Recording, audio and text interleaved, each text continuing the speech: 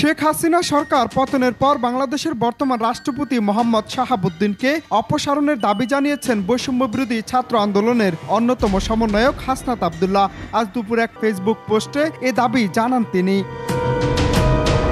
এ সময় হাসনাত আব্দুল্লাহ ওই পোস্টে লেখেন, আওয়ামী লীগের বিচার নিশ্চিতকরণ, নতুন সংবিধান গঠন, আওয়ামী লীগের দুর্নীতিবাজ আমলাদের পরিবর্তন, হাসিনার আমলে করা সকল অবৈধ চুক্তি বাতিল এবং চপ্পুকে অনতিবিলম্বে রাষ্ট্রপতি পদ থেকে অপসারণ করতে হবে।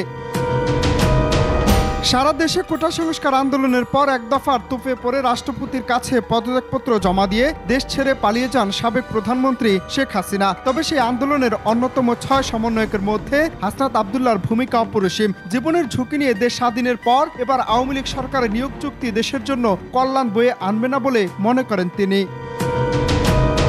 তাই এবার দেশকে নতুন করে সাজানোর ধারণা থেকেই ফেসবুকে বর্তমান রাষ্ট্রপতির পদত্যাগ চেয়ে স্ট্যাটাস দেন বৈষম্যবিরোধী ছাত্র আন্দোলনের অন্যতম সমন্বয়ক হাসনাত আব্দুল্লাহ।